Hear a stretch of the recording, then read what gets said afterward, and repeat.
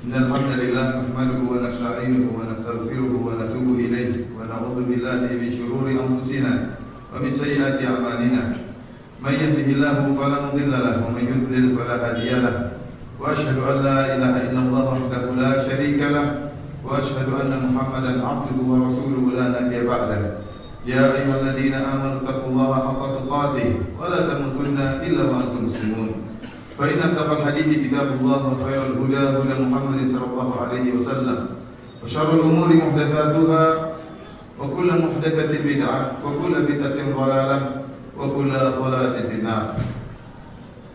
Para hadirin salat Jumat yang dirahmati oleh Allah Subhanahu wa taala. Sungguhnya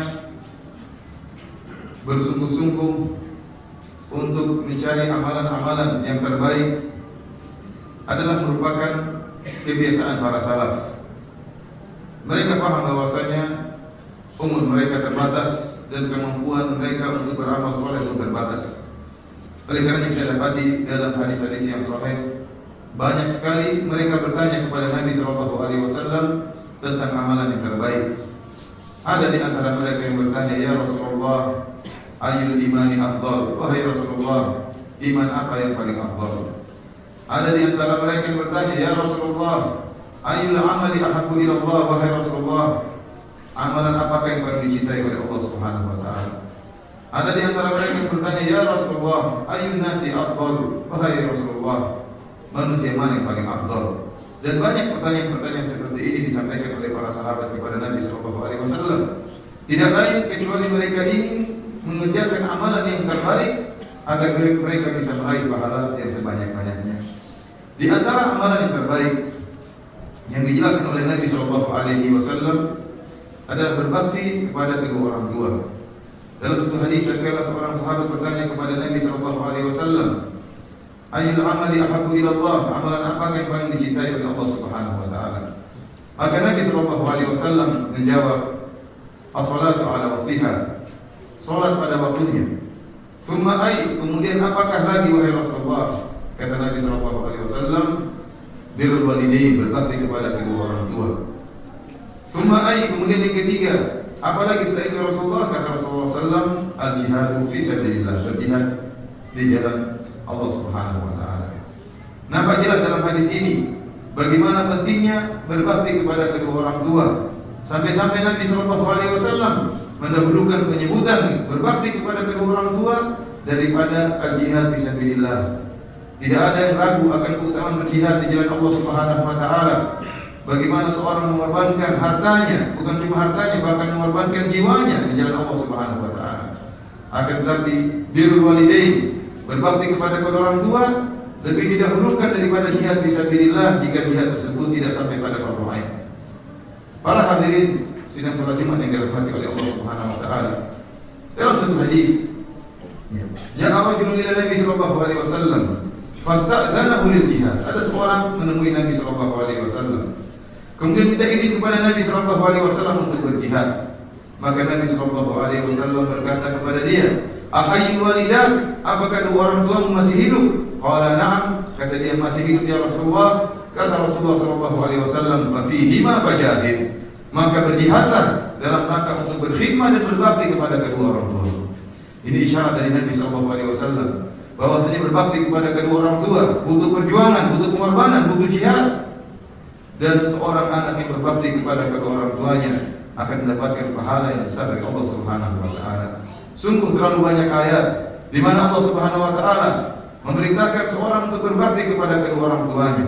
Allah berfirman, "Wasaina al-insana biwalidayhi ihsana." Allah berwasiat kepada manusia untuk berbuat ihsan kepada kedua orang tuanya. Allah berfirman, "Hamalathu ummuhu wahnan 'ala wahnin." Sungguhnya ibunya telah mengandungnya dengan kelemahan yang bertambah-tambah, rasa sakit yang bertambah-tambah. Hamalathu kurhan wa wada'athu kurhan. Ibunya telah mengandungnya dalam keadaan perkara berat, ya, kesulitan, demikian juga melahirkannya dengan penuh kesulitan. Dan kita semua sadar akan hal ini. Kita tahu bagaimana kita bisa melihat ini daripada istri kita. Kita lihat bagaimana istri kita tatkala mengandung, bagaimana kesulitan yang dihadapi oleh istri kita, kelemahan yang bertambah-tambah, sulit untuk makan, sulit untuk bergerak, ya. kemudian bagaimana rasa perih yang dirasakannya, kegelisahan yang dirasakannya, semua ini bisa kita lihat pada istri kita. Demikianlah ibu kita tatkala mengandung kita. Oleh karena Allah Subhanahu wa taala mengingatkan tentang kebaikan ibu kita, kesulitan yang dihadapi oleh ibu kita, wahnan ala wahnin, kelemahan yang bertambah-tambah, kurhan wa kurhan, kesulitan dan kesulitan. Karena Allah Subhanahu wa taala Al-Qur'an menggandengkan antara hak Allah dengan hak kedua orang tua. Dalam firman-Nya, "Wa qadara rabbuka alla ta'budu illa iyyahu wa bil walidayni ihsana." Allah berfirman, dan sungguhnya Allah telah menetapkan, "Alla ta'budu illa iyyah." Janganlah kalian beribadah kecuali hanya kepada Allah. Tauhid hak Allah Subhanahu wa taala. Kemudian Allah menggandengkan hak Allah dengan hak kedua orang tua, "Wa bil walidayni ihsana." Dan berbaktilah kepada kedua orang tua kalian. Orang yang mengerti bahasa Arab, dia akan tahu bahwa ihsan di sini i'rabnya adalah maf'ul mutlaq untuk menunjukkan penekanan. Seakan-akan Allah berkata, "Wa ahsinu bil walidaini ihsana." Allah tidak mengatakan berbaktilah kalian kepada kedua orang tua kalian, tetapi Allah berkata, sungguh-sungguhlah kalian dalam berbakti kepada kedua orang tua kalian. Kemudian Allah mengingatkan, kapan seorang sangat dituntut untuk berbakti kepada kedua orang tuanya? Tatkala sudah mencapai masa tua. Kata Allah Subhanahu wa taala, "Imma yablughanna 'indaka al-kibara ahaduhuma aw kilahuma, fala taqul lahumā uffin wa la tanharhumā, wa qul lahumā qawlan karīmā."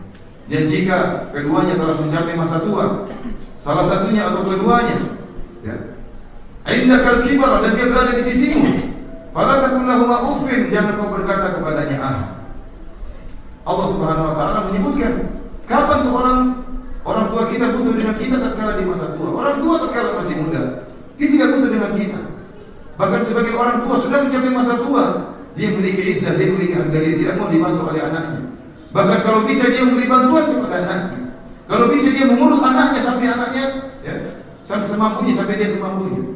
Akan tapi orang tua yang benar-benar membutuhkan kita tatkala mereka telah mencapai masa jompo, tatkala sudah lemah tubuh mereka, tatkala pikiran mereka sudah tidak lurus lagi, sering pikun, tatkala sikap mereka kembali seperti anak-anak, tatkala mereka tidak mampu lagi untuk pergi ke kamar mandi, untuk dipapah, untuk dibantu, tatkala mereka tidak mampu untuk membersihkan kotoran mereka. Di saat itulah anak-anak dituntut oleh Allah untuk berbakti kepada kedua orang tua. Allah mengatakan, "Indakal kibar," tatkala berada di sisimu. Kata para ulama, ini isyarat bahwasanya jika orang tua kita sudah mencapai masa jompo, kita yang memeliharanya, jangan kita serahkan kepada orang lain. Sekarang pintu surga ada di hadapan kita, terbuka dengan selebar-lebarnya. Apakah pantas kita menyerahkan pintu surga tersebut kepada orang lain, kepada kakak kita, kepada adik kita? Tidak. Kita yang berusaha untuk mengurus kedua orang tua kita. Kita yang ingin masuk dalam pintu yang surga yang telah dibuka oleh Allah dengan selebar-lebarnya. Oleh karena itu sungguh aneh kita lihat sikap durhaka sebagian orang di zaman sekarang ini. Seorang ibu, dia sendiri dia bisa mengayomi anaknya 10 orang, dia mampu. Tetapi tatkala sang ibu sudah mencapai masa jompo, anaknya 10 orang tidak ada yang mampu mengayomi ibunya seorang diri.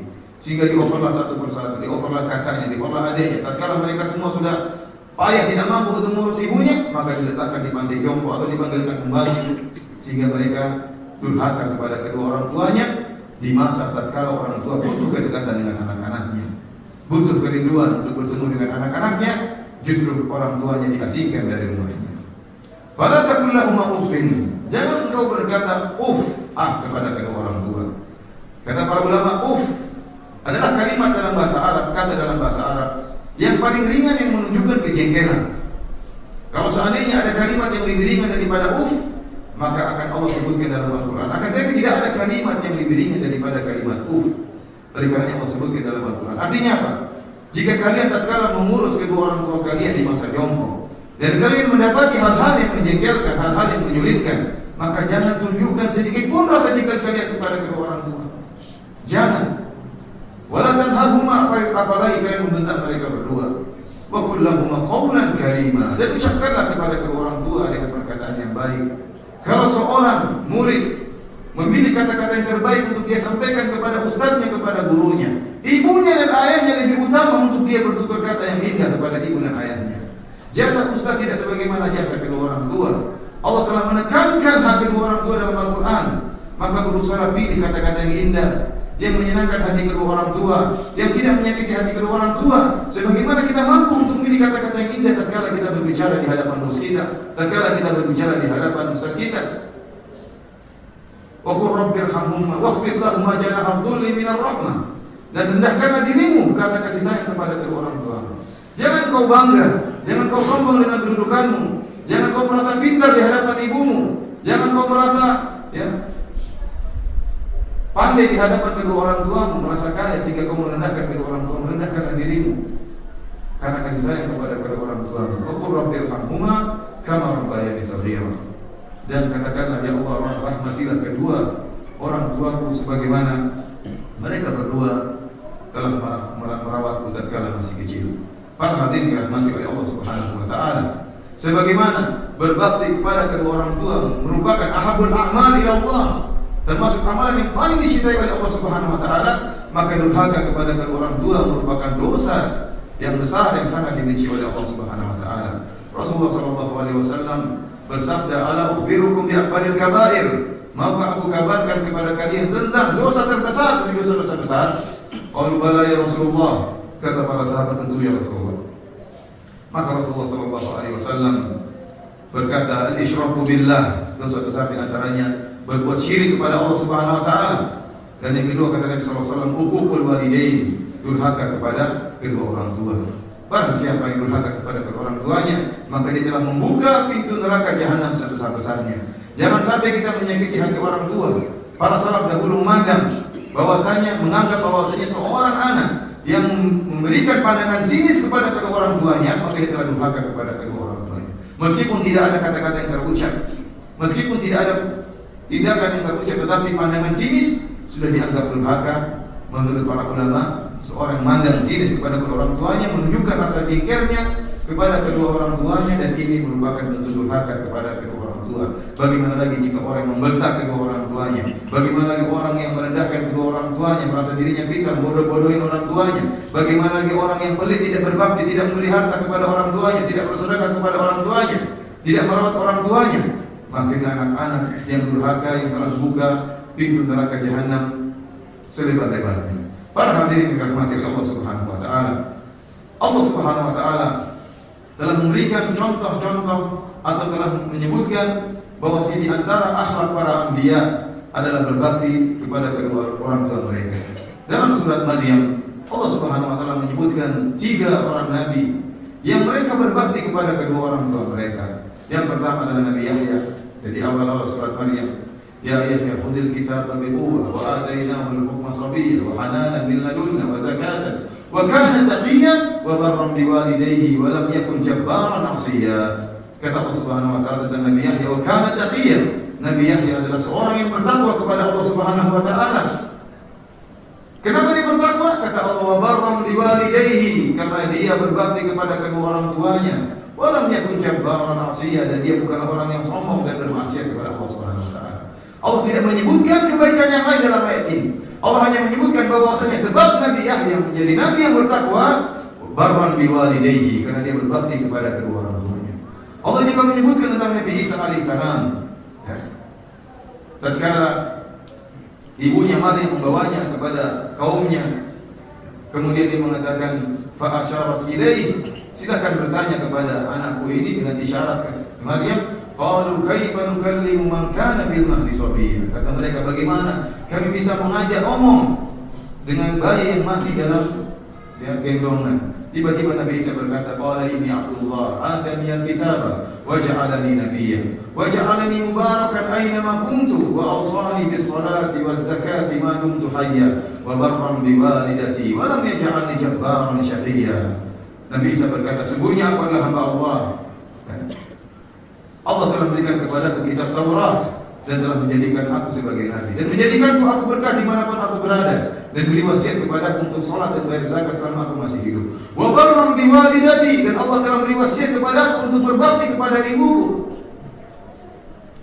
Inilah sifat Nabi Isa alaihissalam yang Allah abadikan dalam surat Maryam. Nabi yang ketiga yang Allah sebutkan dalam surat Maryam adalah Nabi Ibrahim alaihissalam, yang mendakwahi ayahnya dengan penuh kelembutan. Ayahnya Azar, ya, tukang bikin patung, menjual patung-patung Tuhan kepada kaumnya. Maka datanglah sang anak Ibrahim alaihissalam menegur sang ayah dengan penuh kelembutan. Ya abati, Lima ta'budu ma la yasma'u wa la yubsiru wa la yughni 'anka syai'a. Bayangkan Nabi Ibrahim menggunakan kata yang paling lembut, ya abati dalam bahasa Arab. Ya abati adalah panggilan kepada orang tua dengan panggilan yang terindah, wahai ayahanda. Ya, tidak mengatakan wahai bapakku, wahai ayahku, tapi dia mengatakan wahai ayahanda. Ya abati lima ta'budu ma la yasma'u wa la yubsiru wa la yughni 'anka syai'a. Wahai ayahanda, kenapa kau menyembah ya patung yang tidak bisa melihat, tidak bisa mendengar dan tidak bisa memberi engkau sesuatu pun? Nabi Ibrahim berkata, ya abati, inni qad ja'ani minal ilmi ma lam ya'tika fattabi'ni ahdika siratan sawiyya. Kata Nabi Ibrahim, wahai ayahanda, sungguhnya telah datang kepadaku ilmu yang tidak datang kepadamu, maka ikutilah aku akan menunjukkan kepada engkau jalan yang lurus. Nabi Ibrahim tidak mengatakan, wahai ayahanda, engkau bodoh sekali, wahai ayahanda, saya lebih pintar daripada kamu. Tidak, tapi dia menggunakan kalimat yang sangat bagus. Dia mengatakan, wahai ayahanda, ada ilmu yang saya tahu yang kau tidak tahu. Suatu kalimat yang sangat lembut kepada ayahnya dengan penuh kerendahan agar ayahnya mendapatkan hidayah. Ya abati, la ta'budi syaitan, inna syaitana kana lirrahmani 'asiyya. Wahai ayahanda, jangan kau sembah Ar-Rahman, jangan kau sembah syaitan. Sungguhnya syaitan bermaksiat kepada Ar-Rahman. Sampai Nabi Ibrahim menyebutkan sifat Allah dengan sifat Ar-Rahman, Maha Kasih Sayang. Dia ingatkan bahwa Tuhan yang hakiki, sembahan yang hakiki Allah Subhanahu wa taala, Maha Kasih Sayang. Ya abati, inni akhafu an yamassaka 'adzabun minar rahman fatakuna lisyaitani waliya. Wahai ayahanda, aku khawatir akan datang adab menimpamu dari Ar-Rahman, maka engkau pun menjadi pengikut syaitan. Apa kata ayahnya? Qala araqibun anta an alihati ya Ibrahim. Apakah kau benci dengan Tuhan-Tuhanku wahai Ibrahim? Wa in lam tantahi la arjumannaka wahjurni maliya. Jika kau tidak berhenti menasihatiku, maka aku akan melempar batu kepadamu, wahjurni maliya, dan pergilah tinggalkan aku. Diusir Nabi Ibrahim alaihissalam oleh sang ayah. Namun Nabi Ibrahim alaihissalam dengan penuh kelembutan pergi tatkala diusir. Dia mengatakan, qala salamun alaik, sa'astaghfiru laka rabbi innahu kana bi hafiya. Dia mengatakan keselamatan bagi engkau wahai ayahanda, semoga Allah menyelamatkan engkau. Dia doakan keselamatan tatkala diusir oleh ayahnya. Dia bagaimana bakti Nabi Ibrahim. Bahkan dia mengatakan, sa'astaghfiru laka rabbi, aku akan mohon ampunan kepada Allah bagi engkau. Kemudian Allah pun melarang Nabi Ibrahim untuk meminta ampun bagi orang yang ayahnya yang musyrik. Para hadirin rahmati Allah Subhanahu wa taala. Kita lihat bagaimana ya para sahabat baktinya kepada kedua orang tua mereka. Abu Hurairah radhiyallahu ta'ala. Tatkala ibunya didakwahi oleh Abu Hurairah dan ibunya masih dalam keadaan musyrikah, maka dia pun mendatangi Nabi sallallahu alaihi wasallam, minta agar Nabi berdoa agar ibunya masuk Islam. Kemudian Nabi pun mendoakan ibu Abu Hurairah, akhirnya dia pun masuk Islam. Dan dia menjadi anak yang berbakti kepada ibunya. Suatu saat ibunya memanggil Abu Hurairah. Namun Abu Hurairah menjawab panggilan ibunya dengan jawaban yang agak lantar. Dia mengatakan, labbaik ya ummi, labbaik. Labbaik adalah kalimat yang sangat menunjukkan penghormatan kepada orang tua. Kalau kita bahasa Jawa kita katakan dalam ya. Dia tidak mengatakan iya, tidak mengatakan ya bu, tetapi kalimat yang sangat indah, labbaik. Oleh karena kalimat ini digunakan oleh jemaah haji dan jemaah umrah untuk menyambut panggilan Allah, labbaik Allahumma labbaik, labbaik la syarika laka labbaik. Aku penuhi panggilanmu ya Allah. Namun yang jadi masalah, Abu Hurairah radhiyallahu ta'ala anhu tatkala mengatakan labbaik ya ummi, dia suaranya keras, lebih keras daripada suara ibunya, maka dia pun merasa berdosa. Maka dia pun pergi ke pasar, dia pun membebaskan 2 orang budak demi untuk yang menebus dosanya karena mengangkat suaranya di hadapan ibunya. Bagaimana lagi dengan orang-orang yang kemudian mengangkat suara membentak ibunya, maka tidak diragukan bahwasanya dia telah membuka pintu neraka jahanam sebesar-besarnya. Aqulu qouli hadza astaghfirullah li wa lakum wa lisa'iril mu'minin innahu huwal ghafurur rahim.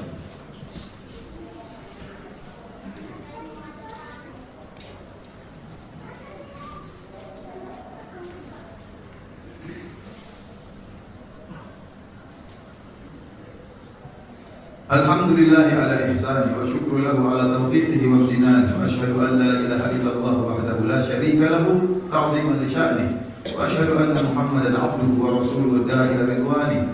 Allahumma shalli alaihi wa ala alihi wa ashabihi wa ikhwani. Para hadirin salat Jumat yang dirahmati oleh Allah Subhanahu wa taala, sungguhnya para salafus saleh dahulu telah memberikan potret indah tentang bagaimana bakti mereka kepada kedua orang tua mereka. lihatlah dari kalangan tabi'in, ya, seperti Uwais Al-Qarani yang dalam Sahih Muslim kata Nabi SAW, khairul tabi'in Uwais Al-Qarani, sebaik-baik tabi'in adalah Uwais Al-Qarani. Ya, siapa Uwais Al-Qarani? Ya, sampai-sampai Nabi SAW menganjurkan, memerintahkan kepada Umar bin Khattab, kalau kau mampu untuk bertemu dengan Uwais Al-Qarani, maka temuilah dan mintalah agar Uwais Al-Qarani berdoa kepada Allah agar mengampuni dosa-dosa. Umar bin Khattab, ya, khalifah yang kedua, khalifah Rasulullah SAW yang telah jamin masuk surga, diminta oleh Nabi agar bertemu dengan Uwais Al-Qarani karena doanya terkabulkan, dan minta agar Uwais Al-Qarani mendoakan ampunan bagi Umar bin Khattab radhiyallahu anhu. Oleh karenanya, tatkala datang Hamdan bin ahli Yaman, pasukan-pasukan perang dari ahli Yaman ke kota Madinah, maka Umar bin Khattab senantiasa mengecek apakah di antara kalian afikum Uwais, apakah di antara ada Uwais, di antara kalian ada orang namanya Uwais. Terus diberikan sampai akhirnya datanglah Uwais Al-Qarani.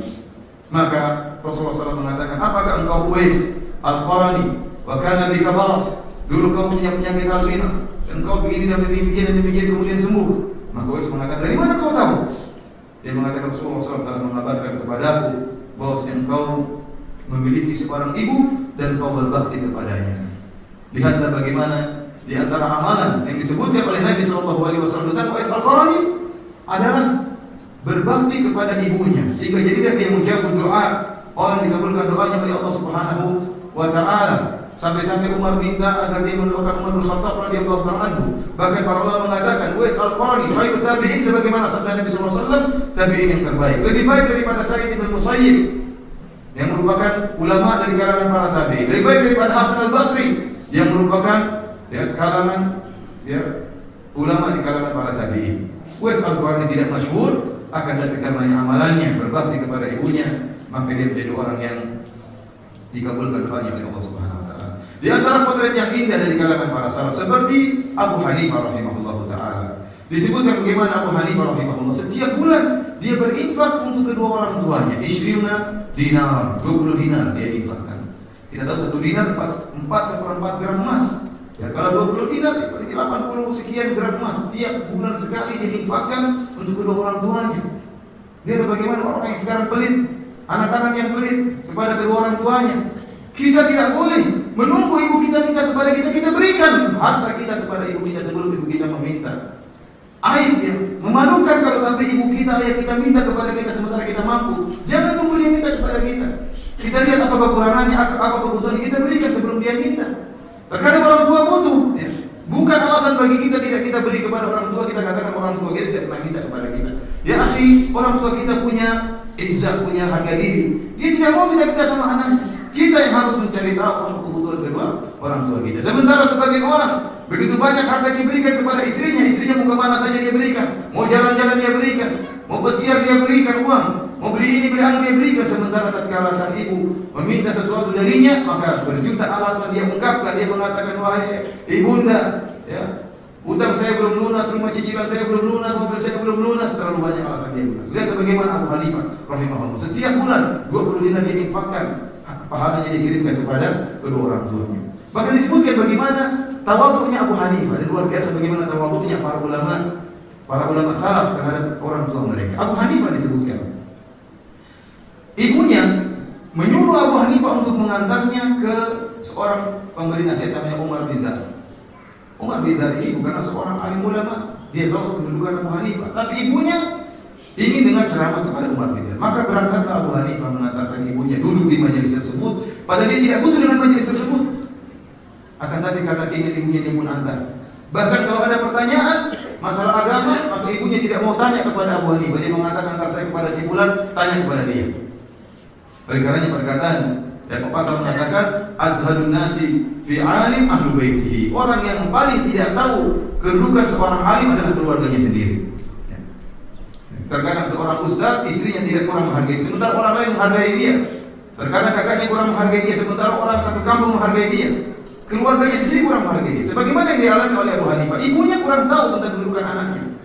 Sampai-sampai dia kalau punya pertanyaan, dia bilang, saya jawab tidak mau darimu, saya pilih dari si fulan. Akhirnya berangkat Abu Hanifah membawa ibunya, diantarkan kepada orang tersebut, memberi pertanyaan kepada orang tersebut. Orang tersebut mengatakan, ya Abu Hanifah, kamu orang alim, masa saya jawab? Kamu mengejek saya, kamu yang lebih alim. Tapi ibu saya ingin bertanya kepadanya. Kalau gitu jawabannya apa ya Abu Hanifah? Biar saya kasih tahu jawabannya kepada ibu. Akhirnya Abu Hanifah yang memberi jawab, tapi harus melewati orang tersebut. Baru kemudian diberi jawaban kepada ibunya, baru ibunya mau terima. Lihatlah bagaimana tawadhu'nya Abu Hanifah terhadap ibunya. Demikian juga kisah Haywah bin Shuraih, salah seorang ahli hadis. Ya.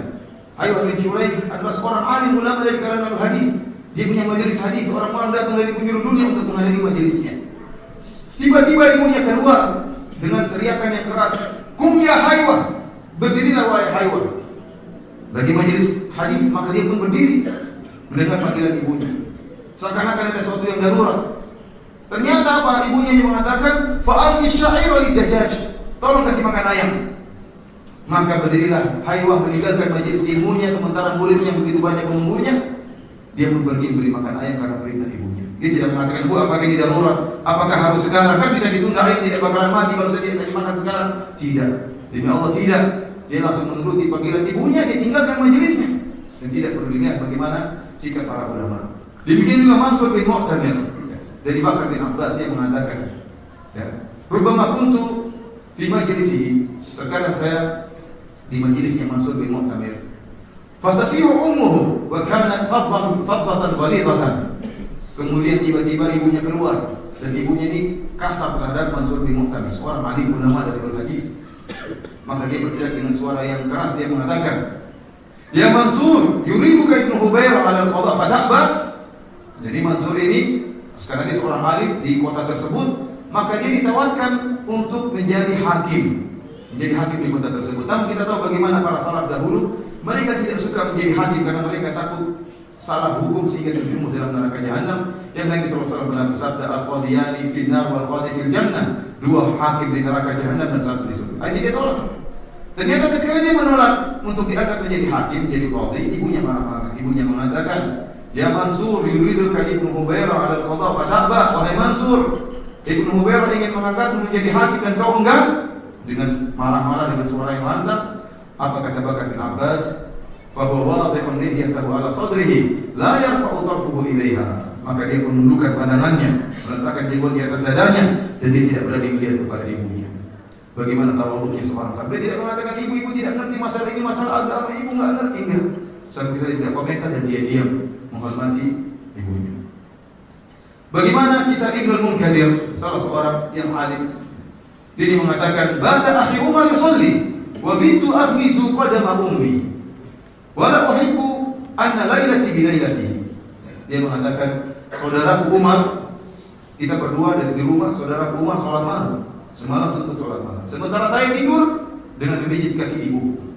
Tidak salat malam tapi memijit kaki ibu. Dan saya tidak mau pahala memijit kakiku, memijit kaki ibuku ditukar dengan pahala salat malam. Saya tidak mau.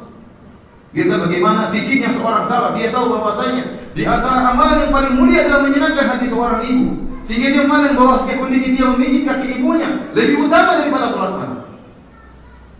Ikhwani fillah, azza wa jalla, para hadirin salat Jumat yang dirahmati Allah Subhanahu wa taala. Contoh yang lain seperti kisah Usama. Kata Muhammad bin Sirin bahwasanya ya, pada zaman Utsman bin Affan, ya, harga korma melonjak sampai korma berharga 1000 dirham. Fa'amida Usama ila nakhlatihi. Maka Usama pun berangkat menuju ke pohon kormanya. Fa'aqaraha, kemudian dia bolongkan, bolongkan pohon kormanya untuk mengambil fa'akhadha bil marah, mengambil jatuh korma. Dia tahu bahwasanya korma kalau sudah diambil jatuhnya maka akan matilah korma tersebut, tidak bisa berbuah lagi. Kemudian dia memberikan jantung korma tersebut kepada ibunya. Maka mereka berkata, "Wa ma hamalaka 'ala hadha wa anta tara anna an-nakhla qad balaghat 1000 dirham." Mereka protes kepada dia, "Apa yang kau lakukan? Ini kebodohan yang kau lakukan. Ngapain kau lobangi korma? Padahal kau tahu korma sekarang sedang melonjak harganya 1000 dirham." Apa jawaban Usama? "Ibuku ingin makan jantung korma. Dia sa'alatni, dia ingin makan jantung korma. Wala tas'alni syai'an aqdiru alaihi illa a'taitu." Dan jika ibuku minta sesuatu yang saya mampu untuk saya berikan, maka akan saya berikan. Lihatlah bagaimana fikih salaf. Jika ibu kita minta sesuatu kepada kita dan kita mampu untuk menunaikan permintaan permintaan tersebut, lakukan, karena bisa jadi ada permintaan-permintaan lain di masa depan yang tidak mampu untuk kita lakukan. Kapan bisa kita penuhi permintaan ibu kita, maka kita bantu ibu kita untuk menyenangkan hati ibu kita. Demikian juga tatkala ada seorang dari Yaman menggendong ibunya dari negeri Yaman untuk tawaf di Ka'bah, maka ibu untuk tawaf di Ka'bah dengan menggendong ibunya. Dia mengatakan, ana laha ba'iru hal mudallalu, aku adalah ontanya yang jinak untuk mengangkat ibu. Sampai dia mengucapkan syair demikian, menurut dirinya onta untuk memikul ibu. Setelah itu dia bertanya kepada Ibnu Umar, atarani qad jazaituha wahai Ibnu Umar, apakah kau menganggap saya telah membalas kebaikan ibuku? Kata Ibnu Umar, la wala bi zarfatin wahidatin min darbiha. Sama sekali tidak. Bahkan rasa sakit yang dialami ibumu tatkala melahirkan, satu rasa sakit tidak bisa kau bayar dengan yang perjuanganmu ini. Ini menunjukkan bagaimana ya pentingnya berbakti kepada kedua orang tua. Para hadirin dirahmati Allah Subhanahu wa taala, masih banyak bagaimana perjuangan para sahabat dalam berbakti kepada orang tua mereka ya. Saya sangat takjub dengan perkataan Zainal Abidin, wa kana min abarrin nas ila ummihi, ada seorang yang sangat berbakti kepada ibunya. Teman-temannya datang kepada dia berkata, ma ra'ainaka ta'kulu ya ma'a fi safhatin wahidatin. Kami tidak pernah melihat engkau makan bersama ibumu dalam satu piring. Apa kata Zainal Abidin? Dia mengatakan, inni akhafu an tasbiqa yadi ila ma sabaqat ilaihi ainuha. Aku khawatir tanganku mengambil makanan yang keburu dilihat oleh mata ibuku. Saya tidak ingin makan bareng. Fa'aqaqtuha, maka aku mendurhaka kepada dia. Saya tidak ingin makan bareng satu piring. Kenapa? Saya khawatir mengambil makanan yang sudah dilirik, diinginkan oleh ibu saya, sehingga saya pun durhaka kepada ibu saya. Para hadirin rahimakumullah, inilah potret indah dari para salaf. Mereka telah berlalu dengan amalan mereka yang begitu hebat. Tinggal bagaimana dengan kita. Oleh karenanya, barang siapa yang mendapati kedua orang tuanya masih hidup, salah satunya atau keduanya, maka ketahuilah Allah telah berikan, membuka pintu kebaikan di hadapan dia selebar-lebarnya. Dan barang siapa yang tidak memanfaatkannya, maka sungguh dia celaka. Karena Nabi SAW, Rabbima anf, thumma rabbima anf, thumma rabbima. Celaka dan celaka dan celaka. Siapa wahai Rasulullah SAW, man adraka abawaihi ahaduhuma aw kilaihima indal kibar thumma lam yadkhulil jannah. Seorang yang mendapati kedua orang tuanya di masa tua, satu orang tuanya atau kedua-duanya di masa tua, kemudian tidak bisa masuk surga, ini orang yang celaka. Kenapa? Pintu surga telah dibuka selebar-lebarnya, kesempatan beramal telah dibuka selebar-lebarnya oleh Allah, kemudian tidak dia manfaatkan. Semoga Allah Subhanahu wa taala menjadikan kita anak-anak yang berbakti kepada kedua orang tua kita. Inna Allaha wa malaikatahu yusholluna 'alan nabi, ya ayyuhalladzina amanu shallu 'alaihi wa sallimu taslima. Allahumma shalli 'ala Muhammad wa 'ala ali Muhammad kama shallaita 'ala Ibrahim wa 'ala ali Ibrahim innaka Hamidum Majid. Wa barik 'ala Muhammad wa 'ala ali Muhammad kama barakta 'ala Ibrahim wa 'ala ali Ibrahim innaka Hamidum Majid. Allahumma ighfir lil muslimina wal muslimat wal mu'minina wal mu'minat al-ahya'i minhum wal amwat innaka samii'un qariibun mujibud da'wat ya qadiyal hajat. Rabbana atina fid dunya hasanah wa fil akhirati hasanah wa qina adzabannar wa aqimus shalah.